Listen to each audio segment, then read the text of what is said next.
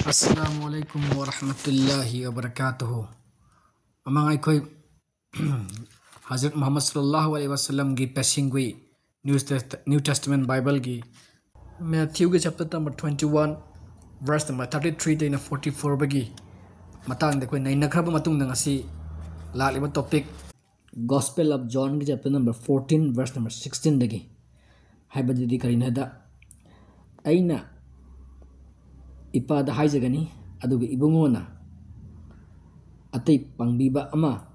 haibadi achumba adugi thawai adubu nakhoi ko lomba naidana leminana nakhoida pibigani hodi Jesus Christ na hariba hadi ipa hadi isorda mani isorda haijagani aduga ibungo mangonda mahakna hadi isorda haramdunda isorna ibungo am tharakani hai ibungo the spirit of truth in this hai adu asing thawai in this mitilunda halli asing thawai aduna lalakan lomba naidana malem hidai mana pangani haibneba the spirit of truth adu kanano lakadir spirit of truth adu kanano haibudu khoji yengsi hawjiki verse assis da maka palibu wahai pangbiba am haribse English ki Bible da advocate the comforter haina artha hannai advocate comforter adu hai Greek to the paraclete hanalai the comforter adu achumbagi thawai ni haibadi mahakna lenglak laga thangai sinma achumba tangangani lomba nai da hai boyam sinari adu comforter adu Hazrat Jesus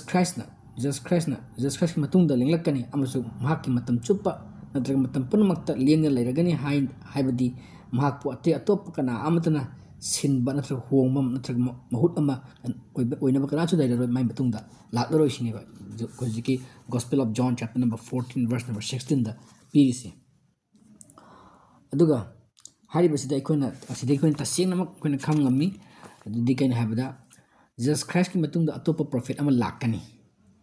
amasung prophet adugi matung da ate a prophet ama amuk laklaroi manade mahakna hairoi bani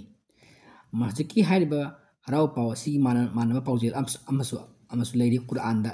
kogi Quran gi cha kogi surah saf ke ayat taruk subda karena maring machani pa Isa na hai Jesus Christ na hai e Israel masa sing ay ase Allah gi rasul ni nakhoida sinarakpa nakhoida tharakpa ai gi imang da lakhiba Torah achumbani haina praman pibi bani amasu ai gi thungul lenglakadaba rasul amagi harau paw pibi bani habdi prophet amagi harau paw pibi bani ibongo adagi maming di Ahmad kaugani asumna piri ado sida si Quran gi surah saf ke ayat taruk subata piri base asigam ado Jesus Christ matung atopa prophet ama lenglakani haiba harawa paujel ama lauthoktuna tahalaba matung da prophet aduna tawrgadaba daba khogi thabuk singado khwai puna mak takthokuna thangan biram mem kaso karina khogi Gospel of John gi chapter number 14 gi verse number 26 ta tawgi musang pangbiba adu haida sagi khogi advocate comforter nan bado pangbiba adu ipana agi minda tharak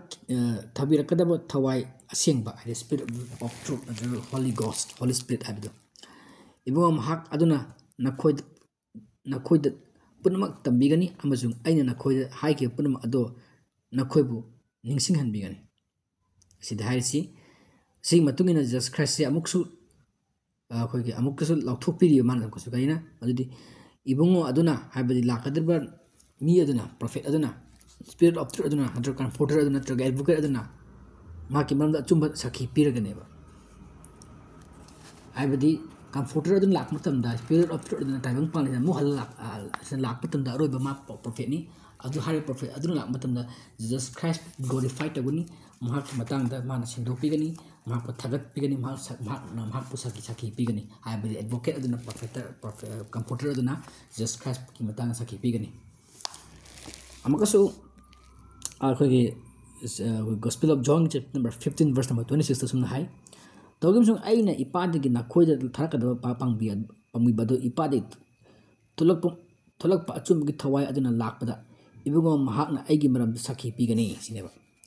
aduna prophet Muhammad sallallahu alaihi wasallam na tharakhiba matamda asman gi kitab Quran asina ꯂꯥꯛꯄ ꯃꯇꯝꯗ ꯑꯁꯤ ꯂꯣꯏꯅꯅ ꯂꯥꯛꯄ ꯃꯇꯝꯗ Jesus ꯈ꯭ꯔꯥꯏꯁꯀꯤ ꯃꯤꯁꯟꯒꯤ ꯃꯔꯝꯗ ꯃꯍꯥꯛꯀꯤ ꯇꯤꯆꯤꯡꯒꯤ ꯃꯔꯝꯗ ꯃꯍꯥꯛꯀꯤ ꯑꯄꯣꯛꯄ ꯃꯃꯥ ꯃꯔꯤꯌꯝꯒꯤ ꯃꯔꯝꯗ ꯑꯃꯁꯨꯡ ꯃꯍꯥꯛꯀꯤ ꯃꯇꯨꯡ ꯏꯟꯕꯁꯤꯡꯒꯤ ꯃꯔꯝꯗ ꯇꯁꯦꯡꯅ ꯁꯥꯈꯤ ꯄꯤꯔꯤ ꯃꯔꯝꯗꯤ ꯍꯥꯏꯕꯗꯤ ꯑꯩꯈꯣꯏꯒꯤ ꯀꯨꯔꯥꯟ ꯍꯥꯏꯔꯀꯥꯟꯗ ꯀꯨꯔꯥꯟ ꯑꯩꯈꯣꯏꯒꯤ ꯁꯨꯔꯥ ꯅꯤꯁꯥ ꯆꯞꯇꯔ 4 verse number 171 ꯑꯁꯨꯝꯅ ꯍꯥꯏꯔꯤ ꯑꯌꯥꯠ number 171 ꯑꯁꯨꯝꯅ ꯍꯥꯏꯔꯤ ꯀꯔꯤꯅ ꯃꯔꯤꯌꯝꯒꯤ ꯃꯆꯥꯅꯤꯄꯥ ꯃꯁꯤ ꯏꯁꯥ ꯆꯨꯝꯅ ꯑꯜꯂꯥꯍꯒꯤ ꯔꯁꯨꯜꯅꯤ ꯑꯆꯨꯝꯕ ꯑꯜꯂꯥꯍꯒꯤ ꯔꯁꯨꯜꯅꯤ ꯃꯔꯤꯌꯝꯒꯤ ꯃꯆꯥꯅꯤꯄꯥ ꯍꯧꯖꯤꯛ ꯏꯁꯥ ꯑꯂꯩꯍꯤ ꯁꯂꯥꯝꯁꯤ ꯑꯆꯨꯝꯕꯅꯤ ꯃꯍꯥꯛ ꯑꯜꯂꯥꯍꯒꯤ ꯔꯁꯨꯜ ꯑꯃꯅꯤ ꯖꯨꯅ ꯃꯉꯣꯟꯗ ꯕꯗꯅꯥꯝ ꯇꯧꯔꯤꯕ ꯑꯣꯛꯇꯕꯤ ꯃꯆꯥꯅꯤ ꯑꯗꯨꯅꯤ ꯑꯗꯥꯅꯤ ꯐꯣꯜꯁ ꯄ꯭ꯔꯣꯐꯦꯠꯅꯤ ꯑꯗꯨꯅꯤ ꯑꯗꯥꯅꯤ ꯐꯣꯜꯁ ꯃꯦꯁꯥꯌꯥꯅꯤ ꯀꯥꯏꯅ ꯍꯥꯏꯔꯤꯁꯤꯡꯗꯣ ꯀꯨꯔꯥꯟꯅ ꯀ꯭ꯂꯦꯔꯤꯐꯥꯏ ꯇꯧꯔꯦꯕ ꯖꯤꯖꯁ ꯈ꯭ꯔꯥꯏꯁꯀꯤ ꯋꯥꯐꯝꯁꯦ ꯄ꯭ꯔꯣꯐꯦꯠ ꯃꯨꯍꯝꯃꯗꯅ ꯀ꯭ꯂꯦꯔꯤꯐꯥꯏ ꯇꯧꯔꯦꯕ ꯒ꯭ꯂꯣꯔꯤꯐꯥꯏ ꯇꯧꯔꯦꯕ ꯁꯥꯈꯤ ꯄꯤꯕꯤꯔꯦꯕ ꯑꯜꯂꯥꯍꯅ ꯄꯤꯕꯤꯈꯤ ꯋꯥꯁꯛ ꯑꯃꯁꯨꯡ ꯊꯋꯥꯏꯒꯤ ꯃꯔꯝꯗ ꯁꯤ ꯀꯨꯔꯥꯟꯒꯤ ꯑꯩꯈꯣꯏꯒꯤ ꯁꯨꯔꯥ ꯅꯤꯁꯥꯒꯤ ꯑꯦꯠ 171ꯗꯒꯤꯅꯤ ꯑꯗꯣ ꯀꯩ ꯍꯥꯏꯒꯦ ꯀꯥꯟꯗ ꯑꯜꯂꯥꯍ ꯄꯥꯛꯅ ꯄꯤꯈꯤ ꯃꯔꯤꯌꯝꯒꯤ ꯃꯆꯥꯅꯤꯄꯥ ꯏꯁꯥ ꯇꯁꯦꯡꯕ ꯈꯨꯗꯝꯁꯤꯡ ꯑꯃꯁꯨꯡ ꯃꯍꯥꯛꯀꯤ ꯃꯄꯥꯡꯒꯜꯁꯤꯡꯁꯨ ꯍꯦꯟꯒꯠꯍꯟꯕꯤꯈꯤ ꯑꯩꯈꯣꯏꯒꯤ ꯔꯨꯍꯨꯜ ꯀꯨꯗꯨꯁ ꯑꯁꯦꯡꯕ ꯊꯋꯥꯏꯒꯤ ꯃꯇꯦꯡꯅ ꯍꯥꯏꯕꯗꯤ ꯁ꯭ꯄꯤꯔꯤꯠ ꯍꯣꯂꯤ ꯒꯣꯁꯠ ꯁ꯭ꯄꯤꯔꯤꯠ ꯑꯣꯐ ꯇ꯭ꯔꯨꯠꯀꯤ ꯃꯇꯦꯡꯅ ꯑꯩꯈꯣꯏꯒꯤ ꯁꯤꯁꯨ ꯀꯨꯔꯥꯟꯒꯤ ꯑꯩꯈꯣꯏꯒꯤ ꯁꯨꯔꯥ 3ꯁꯨꯕ ꯁꯨꯔꯥ ꯑꯂꯤ ꯏꯝꯔꯥꯟ ꯑꯌꯥꯠ 95ꯗꯅꯤ ꯃꯍꯥꯛ ꯑꯁꯤ ꯗꯨꯅꯤꯌꯥ ꯑꯃꯁꯨꯡ ꯑꯥꯈꯤꯔꯠꯇ ꯃꯥꯂꯦꯝ ꯄ꯭ꯔꯤꯊꯤꯕꯤ ꯑꯃꯁꯨꯡ ꯁꯤꯔ ꯃꯇꯨꯡꯒꯤ ꯄꯨꯟꯁꯤꯗ ꯈꯛ ꯊꯥꯛ ꯋꯥꯡꯈꯠꯍꯟꯕꯤꯈ꯭ꯔꯕꯅꯤ ꯑꯃꯁꯨꯡ ꯑꯜꯂꯥꯍꯒꯤ ꯃꯅꯥꯛ ꯅꯛꯄꯁꯤꯡ ꯃꯔꯛꯇ ꯑꯃꯅꯤ ꯍꯥꯏꯕꯁꯨ ꯇꯥꯛꯂꯤ ꯑꯩꯈꯣꯏꯒꯤ ꯀꯨꯔꯥꯟꯒꯤ ꯑꯩꯈꯣꯏꯒꯤ ꯁꯨꯔꯥ 3ꯁꯨꯕ ꯑꯌꯥꯠ 95ꯗ ꯉꯁꯥꯏꯒꯤꯗꯨ ꯑꯩꯅ ꯍꯥꯏꯈꯤꯕꯗꯨ ꯂꯥꯏ ꯁꯨꯔꯥ ꯕꯀꯔꯥꯒꯤ ꯑꯌꯥꯠ ꯑꯩꯈꯣꯏꯒꯤ 97 ꯑꯃꯁꯨꯡ 150 ꯑꯣꯏꯒꯗꯧꯕꯅꯤ ꯃꯥ ꯔꯨꯍꯨꯜ ꯀꯨꯗꯨꯁ ꯇꯁꯦꯡꯕ ꯊꯋꯥꯏꯒꯤ ꯃꯇꯦꯡꯅ ꯑꯩꯈꯣꯏ ꯃꯄꯥꯡꯒꯜ ꯍꯦꯟꯒꯠꯍꯟꯕꯤꯈꯤ ꯍꯥꯏꯕꯗꯣ ꯑꯗꯨꯅ ꯍꯧꯖꯤꯛ ꯑꯩꯈꯣꯏꯒꯤ ꯑꯌꯥꯠ ꯑꯁꯤꯗ ꯄꯜꯂꯤꯁꯤ ꯖꯤꯖꯁ ꯈ꯭ꯔꯥꯏꯁꯀꯤ ꯃꯔꯝꯗ ꯀꯨꯔꯥꯟꯅ ꯒ꯭ꯂꯣꯔꯤꯐꯥꯏ ꯇꯧꯔꯤꯕ ꯄ꯭ꯔꯣꯐꯦꯠ ꯃꯨꯍꯝꯃꯗꯅ ꯒ꯭ꯂꯣꯔꯤꯐꯥꯏ ꯇꯧꯔꯤꯕ ꯃꯍꯥꯛꯄꯨ ꯀꯟꯐꯔꯃꯦꯁꯟ ꯄꯤꯔꯤꯕ ꯃꯍꯥꯛꯀꯤ ꯋꯤꯠꯅꯦꯁ ꯄꯤꯔꯤꯕ ꯃꯍꯥꯛꯁꯦ ꯑꯁꯦꯡꯕꯅꯤ ꯍꯥꯏꯕ ꯇꯥꯛꯄꯤꯔꯤꯕ ꯑꯃꯨꯛꯀꯁꯨ ꯑꯗꯨꯒ ꯃꯍꯥꯛ ꯑꯁꯤ ꯃꯔꯥꯏꯕꯛ ꯐꯈ꯭ꯔꯕꯅꯤ ꯃꯔꯝꯗꯤ ꯑꯋꯥꯡꯕ ꯑꯉꯥꯡ ꯅꯋꯥ ꯑꯣꯏꯔꯤꯉꯩꯗꯒꯤ ꯍꯧꯅ ꯑꯜꯂꯥꯍꯅ ꯃꯉꯣꯟꯗ ꯁꯥꯁꯇ꯭ꯔ ꯑꯁꯦꯡꯕ ꯐꯪꯍꯟꯕꯤꯈꯤ ꯍꯥꯏꯕꯁꯨ ꯇꯥꯛꯂꯤꯕ ꯀꯨꯔꯥꯟꯗ ꯏꯟꯖꯤꯜ ꯃꯉꯣꯟꯗ ꯑꯩꯈꯣꯏ ꯄꯤꯒꯅꯤ ꯍꯥꯏꯕ ꯃꯥ ꯈꯪꯍꯟꯕꯤꯔꯤꯕ ꯖꯤꯖꯁ ꯈ꯭ꯔꯥꯏꯁꯅ ꯑꯉꯥꯡ ꯑꯣꯏꯔꯤꯉꯩꯗ ꯃꯁꯤꯁꯨ ꯑꯩꯈꯣꯏ ꯀꯨꯔꯥꯟꯒꯤ ꯑꯩꯈꯣꯏꯒꯤ ꯁꯨꯔꯥ 37ꯁꯨꯕ ꯁꯨꯔꯥ ꯃꯔꯤꯌꯝ ꯑꯌꯥꯠ 30-38ꯗ ꯌꯥꯎꯔꯤꯕꯅꯤ ꯃꯔꯤꯌꯝ ꯙꯔꯃ ꯀꯥꯏꯗꯕꯤ ꯑꯆꯨꯝꯕ ꯆꯠꯄꯤ ꯅꯨꯄꯤꯅꯤ ꯑꯃꯁꯨꯡ ꯑꯜꯂꯥꯍꯒꯤ ꯃꯉꯣꯟꯗ ꯊꯋꯥꯏ ꯑꯁꯦꯡꯕ ꯄꯤꯕꯤꯈꯤ ꯑꯩꯈꯣꯏꯒꯤ ꯖꯤꯎꯁꯤꯡꯅ ꯃꯔꯤꯌꯝꯁꯤ ꯑꯣꯛꯇꯕꯤꯅꯤ ꯅꯨꯄꯥ ꯌꯥꯎꯗꯅ ꯑꯉꯥꯡ ꯄꯣꯛꯄ ꯃꯉꯣꯟꯗ ꯑꯩꯈꯣꯏꯒꯤ ꯍꯥꯏꯔꯣꯏꯗꯕ ꯋꯥ ꯍꯥꯏꯕꯤꯔꯤꯕ ꯃꯔꯥꯟ ꯁꯤꯕꯤꯔꯤꯕꯁꯤꯡ ꯑꯗꯣ ꯃꯁꯤ ꯀꯨꯔꯥꯟꯅ ꯃꯈꯣꯏ ꯁꯨꯃꯥꯏꯅ ꯋꯥꯔꯤ ꯁꯦꯡꯗꯣꯛꯄꯤꯔꯤ ꯃꯁꯤ ꯀꯨꯔꯥꯟꯒꯤ ꯁꯨꯔꯥ ꯑꯂꯤ ꯏꯝꯔꯥꯟꯒꯤ ꯀꯨꯔꯥꯟꯒꯤ ꯁꯨꯔꯥ 12 ꯍꯥꯏꯗꯤ ꯁꯨꯔꯥ ꯇꯍꯥꯒꯤ ꯑꯌꯥꯠ 91 ꯁꯨꯕꯗ ꯄꯜꯂꯤꯕꯅꯤ ꯑꯗꯨꯅ ꯀꯨꯔꯥꯟꯅ ꯍꯖꯔꯠ ꯏꯁꯥ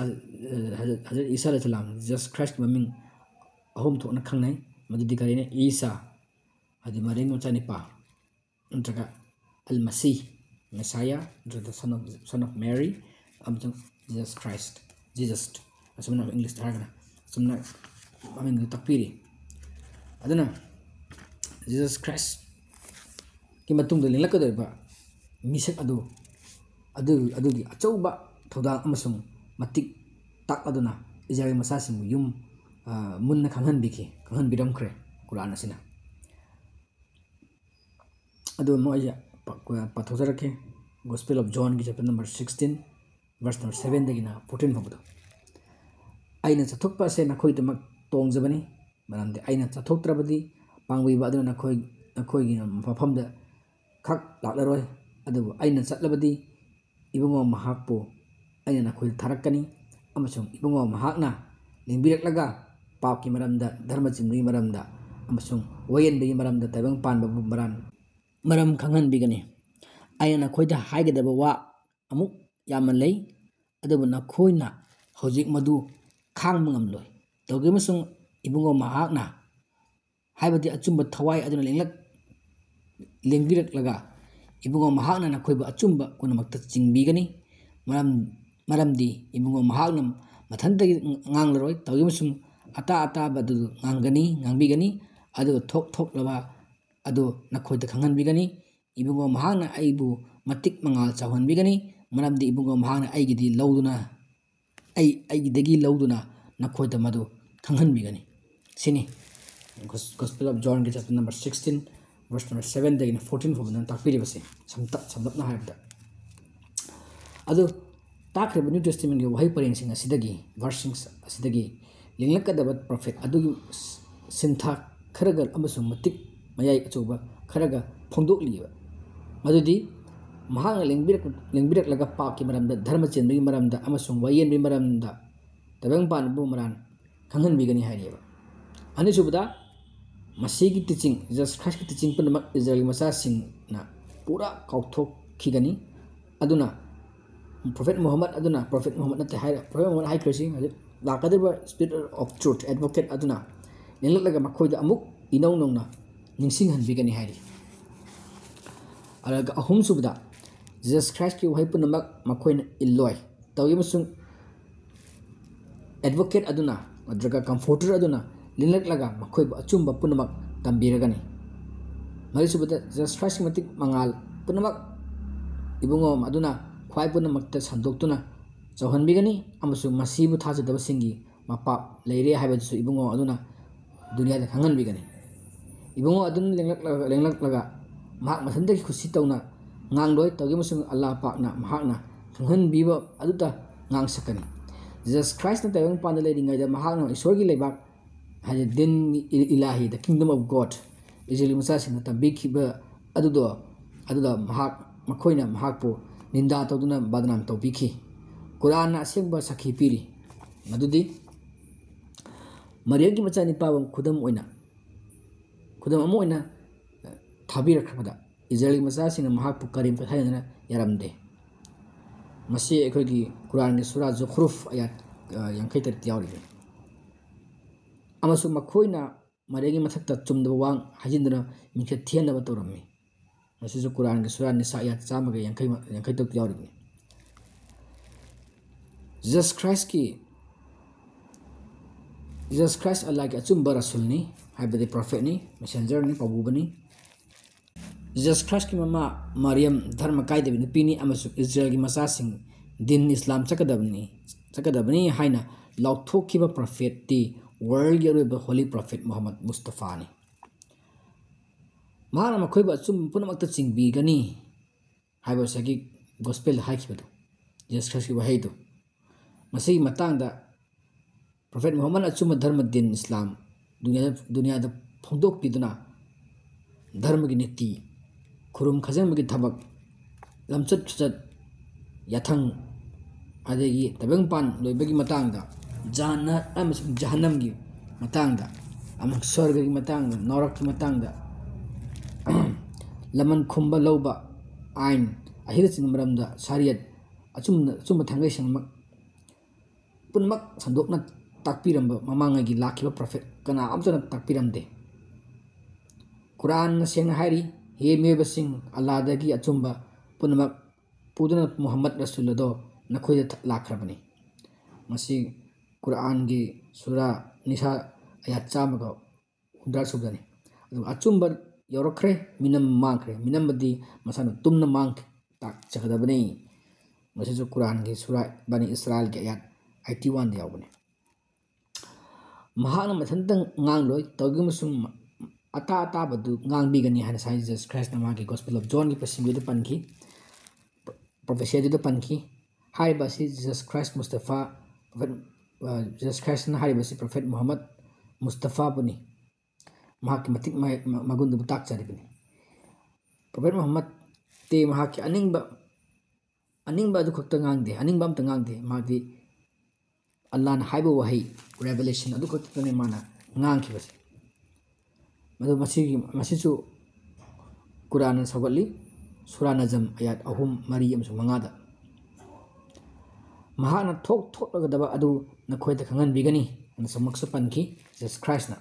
the haribaji matangsu mamangai lakhiba prophet singna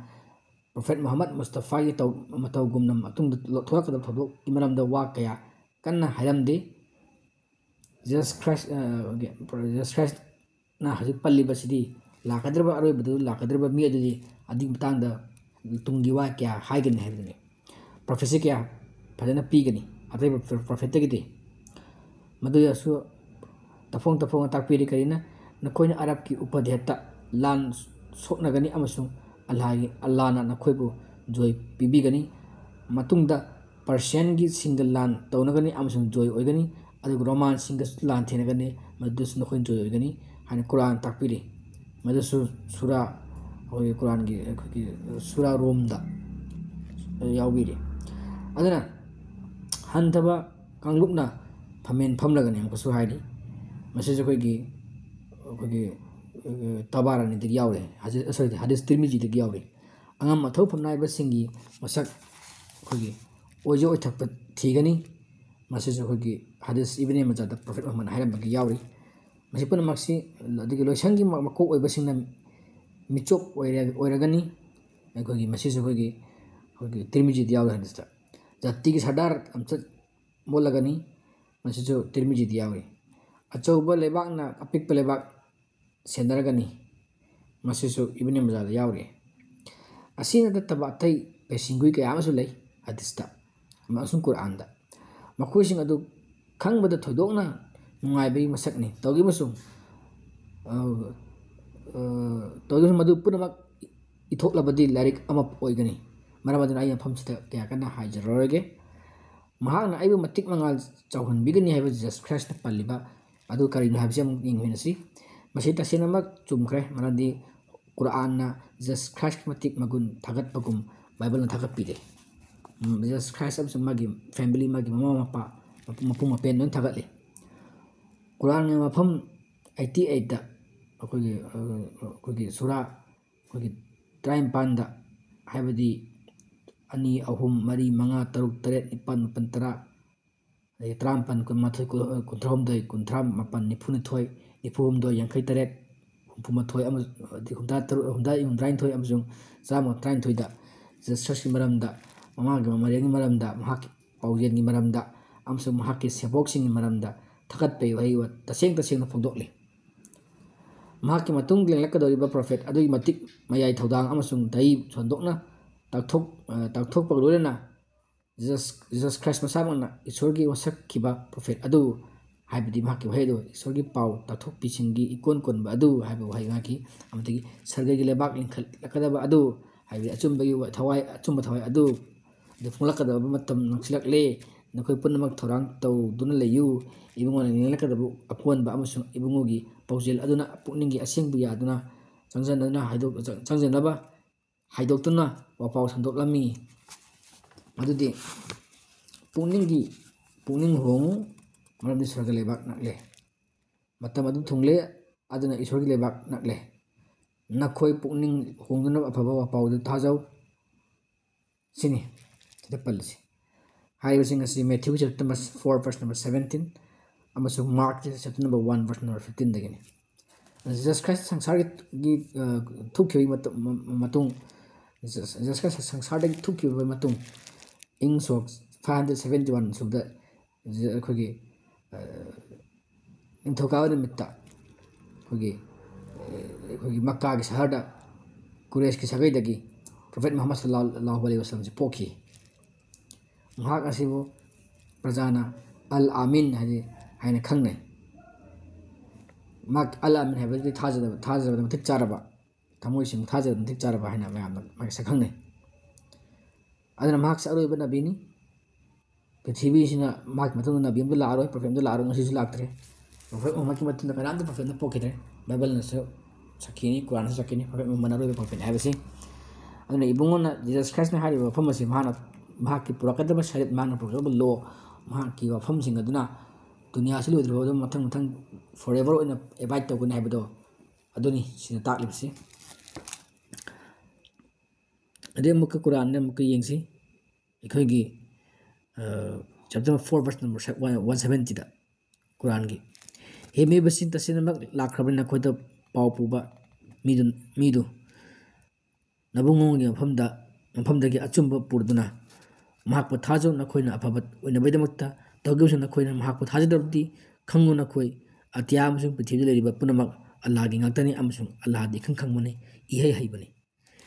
ꯑꯗꯩ ꯑꯃꯨꯛꯀꯁꯨ ꯀꯨꯔꯥꯟꯒꯤ ꯃꯐꯝ ꯑꯇꯣꯞꯄꯗꯁꯨ ꯁꯨꯅ ꯄꯜꯂꯤ ꯑꯩꯈꯣꯏꯒꯤ ꯁꯨꯔꯥ 5ꯁꯨꯕ ꯑꯌꯥꯠ 57ꯗ ꯂꯥꯏꯔꯤꯛ ꯐꯪꯈ꯭ꯔꯕ ꯃꯤꯁꯤꯡ ꯍꯥꯏꯕꯗꯤ ꯖꯨ ꯑꯃꯁꯨꯡ ꯈ꯭ꯔꯤꯁꯇꯤꯌꯥꯟꯕꯨꯅꯤ ꯊꯥꯡꯒꯩꯁꯦꯡꯅꯃꯛ ꯑꯩꯒꯤ ꯄꯥꯎ ꯄꯨꯕ ꯃꯤ ꯂꯥꯛꯈ꯭ꯔꯕ ꯅꯈꯣꯏꯗ ꯍꯥꯏꯕꯗꯤ ꯄ꯭ꯔꯣꯐꯦꯠ ꯃꯨꯍꯝꯃꯗꯄꯨꯅꯤ ꯇꯁꯦꯡꯕ ꯋꯥ ꯇꯥꯊꯣꯛꯄꯤꯅꯕ ꯅꯈꯣꯏꯕꯨ ꯄꯥꯎ ꯄꯨꯕ ꯃꯤ ꯄꯔꯦꯡ ꯅꯈꯣꯏꯅ ꯂꯥꯛꯂꯝꯕ ꯂꯦꯞꯈ꯭ꯔꯕ ꯃꯇꯨꯡ ꯀꯥꯏꯅꯊꯪꯗ ꯑꯗꯨꯅ ꯅꯈꯣꯏꯅ ꯍꯥꯏꯗꯅꯕ ꯑꯩꯈꯣꯏꯗ ꯂꯥꯛꯈꯤꯗꯦ ꯀꯅꯥ ꯑꯃꯠꯇ ꯍꯔꯥꯎ ꯄꯥꯎ ꯄꯤꯕ ꯅꯠꯇ꯭ꯔꯒ ꯐꯠꯇꯕ ꯈꯪꯍꯟꯗꯨꯅ ꯋꯥꯔꯛꯄꯤꯅꯕ ꯑꯗꯨꯒꯤ ꯃꯔꯝꯅ ꯍꯧꯖꯤꯛ ꯂꯥꯛꯈ꯭ꯔꯕꯅꯤ ꯅꯈꯣꯏꯗ ꯍꯔꯥꯎ ꯄꯥꯎ ꯄꯤꯕ ꯑꯃꯁꯨꯡ ꯅꯈꯣꯏꯒꯤ ꯐꯠꯇꯕꯒꯤ ꯋꯥꯔꯛꯄꯤꯅꯕ ꯑꯗꯒꯤ ꯀꯨꯔꯥꯟꯒꯤ ꯑꯇꯣꯞꯄ ꯃꯐꯝꯗꯁꯨ ꯑꯃꯨꯛꯀꯁꯨ ꯁꯨꯔꯥ 8ꯁꯨꯕ ꯑꯌꯥꯠ 127ꯁꯨ ꯄꯜꯂꯤ ꯑꯗꯒꯤ ꯑꯃꯨꯛꯀꯁꯨ ꯑꯩꯈꯣꯏꯒꯤ ꯀꯨꯔꯥꯟꯒꯤ ꯑꯩꯈꯣꯏꯒꯤ ꯁꯨꯔꯥ ꯕꯀ꯭ꯔꯥꯒꯤ ꯑꯌꯥꯠ 194ꯁꯨ ꯄꯜꯂꯤ ꯀꯔꯤꯅ ꯖ꯭ꯌꯨ ꯑꯃꯁꯨꯡ ꯈ꯭ꯔꯤꯁꯇꯤꯌꯟꯁꯤꯡꯅ ꯏꯁꯂꯥꯝ ꯑꯩꯈꯣꯏꯒꯤ ꯏꯁꯃꯥꯏꯂꯥꯏꯠꯁ ꯍꯥꯏꯕꯗꯤ ꯑꯔꯕꯁꯤꯡꯕꯨꯅꯤꯀꯣ ꯁꯤꯒꯤ ꯀꯥꯡꯂꯨꯞꯇꯒꯤ ꯐꯣꯡꯂꯛꯈꯤꯕ ꯄ꯭ꯔꯣꯐꯦꯠ ꯑꯁꯤꯕꯨ ꯃꯁꯛ ꯌꯥꯝꯅ ꯃꯨꯟꯅ ꯈꯪꯉꯤ ꯃꯈꯣꯏꯅ ꯏꯖ꯭ꯔꯥꯏꯜꯒꯤ ꯏꯃꯨꯡꯗ ꯄꯣꯛꯈꯤꯕ ꯄ꯭ꯔꯣꯐꯦꯠꯁꯤꯡ ꯈꯪꯕꯒꯨꯝ ꯑꯗꯨꯕꯨ ꯃꯈꯣꯏꯅ ꯃꯈꯣꯏꯒꯤ ꯁꯥꯒꯩꯗ ꯄꯣꯛꯇꯦ ꯍꯥꯏꯅ ꯄ꯭ꯔꯣꯐꯦꯠ ꯃꯁꯤ ꯃꯈꯣꯏꯅ ꯌꯥꯈꯤꯗꯕꯅꯦꯕ ꯃꯈꯣꯏꯒꯤ ꯕꯅꯤ ꯏꯁ꯭ꯔꯥꯏꯜ ꯆꯤꯜꯗ꯭ꯔꯦꯟ ꯑꯣꯐ ꯏꯖ꯭ꯔꯥꯏꯜꯒꯤ ꯃꯔꯛꯇ ꯄꯣꯛꯇꯦ ꯍꯥꯏꯅ ꯌꯥꯈꯤꯗꯕꯅꯦꯕ ꯏꯁꯃꯥꯏꯜꯒꯤ ꯁꯥꯒꯩꯗ ꯄꯣꯛꯈꯤ ꯍꯥꯏꯅ ꯏꯁꯃꯥꯏꯜꯒꯤ ꯆꯥꯗꯥꯅꯕꯗ ꯄꯣꯛꯂꯛꯄꯒꯤ ꯃꯈꯣꯏꯅ ꯊꯥꯖꯈꯤꯗꯕꯅꯦꯕ ꯃꯈꯣꯏꯒꯤ ꯁꯨꯝꯅ ꯃꯣꯏ ꯔꯦꯁꯤꯖꯝꯒꯤ ꯋꯥꯈꯜ ꯆꯦꯟꯕꯒꯤꯅꯦꯕ ꯑꯗꯣ ꯀꯨꯔꯥꯟꯅ ꯄꯜꯂꯤꯕꯅꯤ ꯃꯁꯤ ꯁꯤꯁꯦ ꯑꯩꯈꯣꯏꯒꯤ ꯀꯨꯔꯥꯟꯒꯤ ꯁꯨꯔꯥ ꯑꯩꯅꯁꯨ ꯍꯥꯏꯈꯤꯕ ꯁꯨꯔꯥ ꯕꯀ꯭ꯔꯥꯒꯤ ꯑꯌꯥꯠ 194 ꯃꯣꯏꯒꯤ ꯔꯤꯖꯟꯁꯦ ꯃꯦꯟ ꯔꯤꯖꯟꯁꯤꯁꯦ ꯃꯣꯏꯅ ꯄ꯭ꯔꯣꯐꯦꯠ ꯃꯨꯍꯝꯃꯗꯄꯨ ꯌꯥꯈꯤꯗꯕꯒꯤ ꯃꯦꯟ ꯔꯤꯖꯟꯁꯦꯀꯣ ꯁꯥꯁꯇ꯭ꯔ ꯐꯪꯈꯤꯕ ꯃꯤꯁꯤꯡꯅ ꯃꯍꯥꯛꯄꯨ ꯃꯁꯛ ꯈꯪꯉꯤ ꯃꯈꯣꯏꯅ ꯃꯈꯣꯏꯒꯤ ꯑꯄꯣꯛꯄ ꯃꯆꯥꯁꯤꯡ ꯃꯁꯛ ꯈꯪꯕꯒꯨꯝ ꯍꯥꯏꯕꯗꯤ ꯖ꯭ꯌꯨ ꯑꯃꯁꯨꯡ ꯈ꯭ꯔꯤꯁꯇꯤꯌꯟꯁꯤꯡꯅ ꯃꯨꯍꯝꯃꯗꯄꯨ ꯈꯪꯈꯤꯕꯅꯦ ꯃꯁꯛ ꯃꯨꯟꯅ ꯈꯪꯕꯅꯦ ꯑꯜꯂꯥꯍꯒꯤ ꯅꯕꯤꯅ ꯃꯣꯏ ꯃꯁꯛ ꯃꯨꯟꯅ ꯈꯪꯈꯤꯕꯅꯦꯕ ꯇꯧꯔꯒꯁꯨ ꯃꯈꯣꯏꯅ ꯈꯪꯈꯤꯗꯕꯅꯦ ꯈꯪꯖꯤꯟꯅꯗꯕ ꯁꯥꯕꯅꯦꯕ ꯃꯣꯏꯅ ꯃꯁꯛ ꯈꯪꯉꯤꯕꯅꯦꯕ ꯊꯋꯥꯏꯕꯨ ꯃꯥꯡꯅ ꯊꯝꯕ ꯃꯤꯁꯤꯡꯅ ꯃꯍꯥꯛꯄꯨ ꯊꯥꯖꯔꯔꯣꯏꯕ ꯃꯣꯏꯅ ꯃꯁꯤ ꯀꯨꯔꯥꯟꯗ ꯌꯥꯎꯔꯤꯕꯅꯤ ꯁꯨꯔꯥ 6ꯁꯨꯕ ꯑꯌꯥꯠ 10 ꯑꯗꯨꯅ ꯃꯊ꯭ꯋꯥꯏ ꯊꯥꯏꯅꯗꯒꯤ ꯍꯧꯅ ꯑꯩꯈꯣꯏꯒꯤ ꯏꯁꯃꯥꯏꯂꯥꯏꯠꯁ ꯀꯥꯡꯂꯨꯞꯀꯤ ꯍꯥꯏꯗꯤ ꯏꯁꯃꯥꯏꯜ ꯆꯤꯟꯗꯥꯅꯣꯝꯗ ꯀꯥꯡꯂꯨꯞꯁꯤꯡ ꯑꯕ꯭ꯔꯥꯍꯤꯝ ꯃꯆꯥꯅꯨꯄꯥ ꯑꯍꯟ ꯏꯁꯃꯥꯏꯜꯒꯤ ꯆꯤꯟꯗꯥꯅꯣꯝꯗ ꯀꯥꯡꯂꯨꯞꯀꯤ ꯑꯆꯧꯕ ꯄ꯭ꯔꯣꯐꯦꯠ ꯑꯃ ꯊꯣꯛꯍꯟꯕꯤꯒꯅꯤ ꯍꯥꯏꯅ ꯏꯁꯣꯔꯒꯤ ꯋꯥ ꯇꯥꯊꯣꯛꯄꯁꯤꯡꯒꯤ ꯃꯆꯤꯟꯅ ꯂꯥꯎꯊꯣꯛꯄꯤꯈ꯭ꯔꯕꯅꯦꯕ ꯁꯝꯅ ꯍꯥꯏꯔꯕꯗ ꯃꯣꯖꯦꯁꯅ ꯂꯥꯎꯊꯣꯛꯈ꯭ꯔꯕꯅꯦꯕ ꯑꯣꯜ ꯇꯦꯁꯇꯃꯦꯟꯗ ꯑꯥꯏꯖꯥꯌꯥꯗ ꯂꯥꯎꯊꯣꯛꯈ꯭ꯔꯕꯅꯦꯕ ꯑꯗꯨꯒꯤ ꯃꯇꯨꯡ ꯏꯟꯅ ꯌꯍꯨꯗꯤꯁꯤꯡꯅ ꯑꯔꯕꯤꯁꯤꯡꯒ ꯂꯌꯥꯔ ꯇꯧꯅꯕꯗ ꯂꯦꯡꯂꯛꯀꯗꯧꯔꯤꯕ ꯏꯕꯨꯡꯉꯣꯅ ꯃꯍꯥꯛꯀꯤ ꯃꯃꯤꯡꯗ ꯃꯈꯣꯏꯒꯤ ꯃꯪꯒꯣꯜ ꯑꯣꯏꯅꯕꯒꯤ ꯅꯤꯖꯈꯤꯕꯅꯦꯕ ꯑꯜꯂꯥꯍꯗ ꯇꯧꯔꯒꯁꯨ ꯊꯥꯡꯒꯩꯃꯛ ꯁꯦꯡꯅ ꯏꯕꯨꯡꯉꯣꯅ ꯂꯦꯡꯂꯛꯄꯗ ꯌꯍꯨꯗꯤ ꯑꯃꯁꯨꯡ ꯈ꯭ꯔꯤꯁꯇꯤꯌꯟꯁꯤꯡꯒꯤ ꯃꯔꯛꯇ ꯑꯌꯥꯝꯕ ꯄꯣꯡꯊꯣꯛ ꯆꯥꯎꯊꯣꯛꯇꯨꯅ ꯑꯃꯁꯨꯡ ꯃꯕꯨꯛꯅꯤꯡ ꯍꯟꯊꯕꯅ ꯃꯁꯔꯨꯛ ꯑꯣꯏꯗꯨꯅ ꯊꯥꯖꯗꯕ ꯑꯣꯏꯈꯤ ꯑꯃꯁꯨꯡ ꯑꯆꯨꯝꯕꯗꯒꯤ ꯂꯩꯊꯣꯛꯇꯨꯅ ꯂꯩꯈꯤ ꯀꯨꯔꯥꯟꯅ ꯇꯁꯦꯡꯅ ꯑꯗꯨꯁꯨ ꯄꯜꯂꯤ ꯀꯗꯥꯏꯗ ꯄꯜꯂꯦ ꯀꯩꯅꯣ ꯁꯨꯔꯥ 2ꯁꯨꯕ ꯁꯨꯔꯥ ꯕꯀ꯭ꯔꯥꯒꯤ ꯑꯌꯥꯠ ꯅꯝꯕꯔ 89ꯗ ꯀꯔꯤꯅ ꯍꯥꯟꯅꯅ ꯃꯃꯥꯡꯗ ꯃꯈꯣꯏꯅ ꯍꯥꯏꯕꯗꯤ ꯊꯥꯖꯗꯕꯁꯤꯡꯒꯤ ꯃꯊꯛꯇ ꯂꯦꯡꯂꯛꯀꯗꯧꯔꯤꯕ ꯄ꯭ꯔꯣꯐꯦꯠ ꯑꯗꯨꯒꯤ ꯃꯃꯤꯡ ꯂꯧꯗꯨꯅ ꯖꯣꯏ ꯑꯣꯏꯕ ꯇꯥꯟꯅꯔꯝꯃꯤ ꯇꯧꯕꯁꯨꯡ ꯏꯕꯨꯡꯉꯣꯗ ꯃꯈꯣꯏꯗ ꯂꯦꯡꯂꯛꯂꯕ ꯃꯇꯝꯗ ꯏꯕꯨꯡꯉꯣꯗꯣ ꯍꯥꯏꯗꯤ ꯃꯨꯍꯝꯃꯗ ꯑꯗꯨ ꯂꯦꯡꯂꯛꯄ ꯃꯇꯝꯗ ꯃꯍꯥꯛꯅ ꯂꯦꯡꯂꯛꯄ ꯃꯇꯝꯗ ꯃꯈꯣꯏꯅ ꯇꯁꯦꯡꯅꯃꯛ ꯃꯍꯥꯛꯄꯨ ꯃꯁꯛ ꯈꯪꯂꯕꯗ ꯃꯈꯣꯏꯅ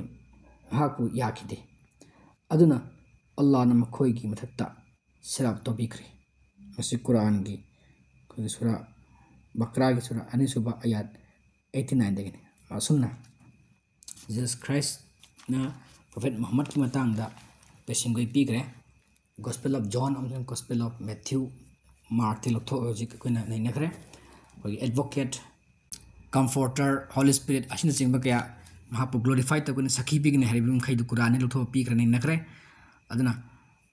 ꯉꯁꯤꯒꯤꯗꯤ ꯃꯇꯥꯡ ꯑꯁꯤꯗ ꯂꯣꯏꯁꯤꯟꯖꯔꯦ